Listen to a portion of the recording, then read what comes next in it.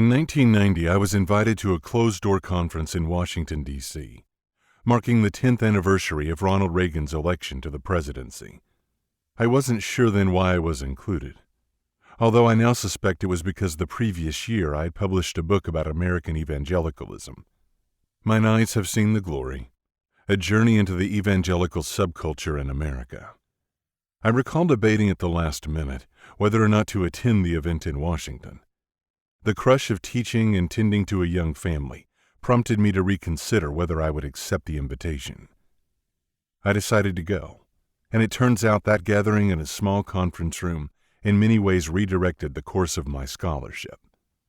In addition to fellow historians, George Marsden and Grant Wacker, I found myself in a room with such luminaries of the religious right as Paul Weyrich, head of the Free Congress Foundation, Richard Viguerie, direct mail mogul for conservative causes, Donald Wildman, founder of the American Family Association, Ralph Reed, executive director of the Christian Coalition, Richard Land, head of the Ethics and Religious Liberty Commission of the Southern Baptist Convention, Carl F. H. Henry, founding editor of Christianity Today, and Ed Dobson, one of Jerry Falwell's surrogates in Moral Majority, who had since moved on to become pastor of an evangelical megachurch in Grand Rapids, Michigan.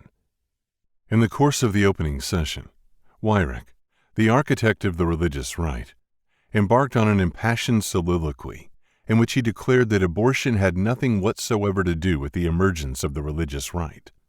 Dobson quickly concurred.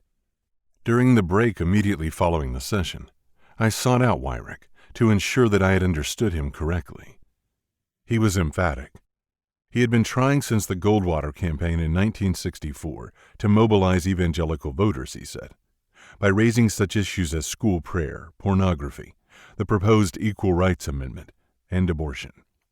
But nothing galvanized evangelical leaders to action until the Internal Revenue Service began to challenge the tax-exempt status of racially segregated schools.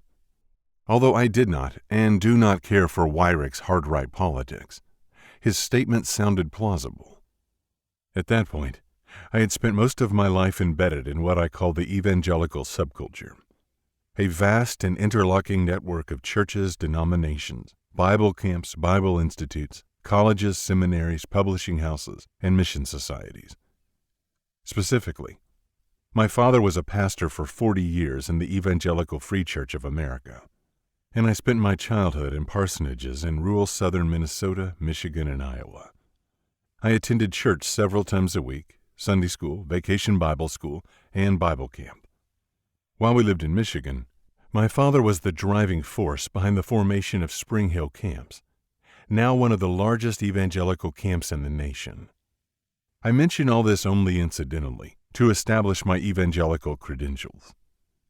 The real purpose is to say that I don't recall abortion being a topic of conversation in evangelical circles in the middle decades of the 20th century, so Weyrich's declaration struck me as credible.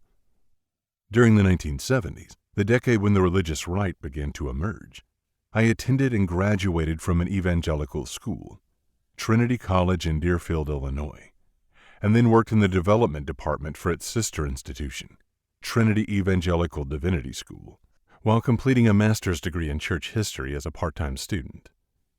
As it happens, a single member of the seminary faculty, Harold O.J. Brown, became exercised about abortion, what most evangelicals considered a Catholic issue, in the latter part of the 1970s.